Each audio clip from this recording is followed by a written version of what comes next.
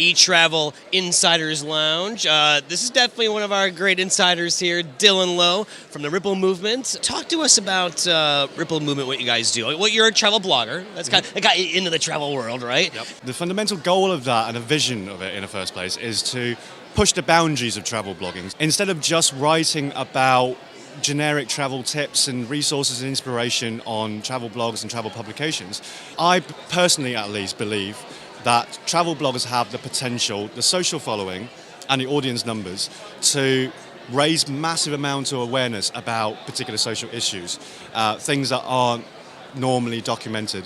The Ripple Movement is about 15 to 20 independent projects, all chaired by bloggers or groups of bloggers, all around the world, investigating a variety of topics that are social mission based.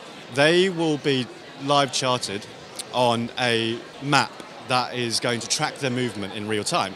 And so as they journey across the world, you'll be able to see their current location, you'll be able to see their journey so far, where they've been to, but also you'll be able to find out the content, the types of content, as well as the content themselves featuring each of the destinations. The issues that are out there, the social issues that you're trying to help and tackle and get people to write about, what are some of the ones that are kind of big for you? Well, the one that I am the most proud of, we actually have just recently featured Cherie King, who is a projecteer who's a deaf traveller, and she is hoping to use her project to retrace the origins of the sign language and raise a massive amount of awareness for deaf travellers in the deaf and hard of hearing communities around the world. And some of the other ones resonate with myself a lot as well. We've got Mary Ellen Ward, who's going to be talking about conservation, environmental conservation in Canada, which she became really passionate about through a journey she did when she was 4 years old around the Maritimes, in the Atlantic Maritimes. And she's hoping to basically talk about how important it is to preserve the natural environment, the natural beauty of Canada. And so you've got a constellation of different topics going on. And you know what? You can pretty much call him Mr. Travel Massive, because you've been at events pretty much all over the world at what, 10 of the 80 cities pretty much? Well, I'm pretty sure I'm the unofficial Travel Massive mascot by now. Can you recall the 10 cities? Okay, start the timer. London, Berlin, Girona for T-Bex, Keystone, Athens, Dublin, Madrid, Manchester, which I spoke at last week, Toronto, and finally Melbourne. Pretty much every corner of the globe, more or less. Basically, yeah. It still feels like the back of my backyard, actually, but hey.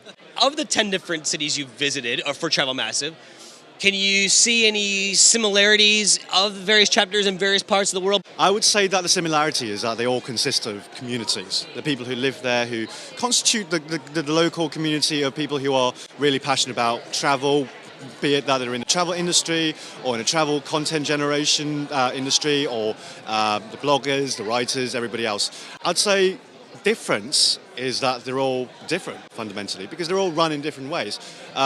Pretty much like the ones that I've been to in Madrid about a month ago, or the one in Manchester I went to about a week ago. There were speeches, there were presentations. A lot of people were actually there to learn from the leading figures of their respective industries, and travel blogging and places like that, to learn about how they do it.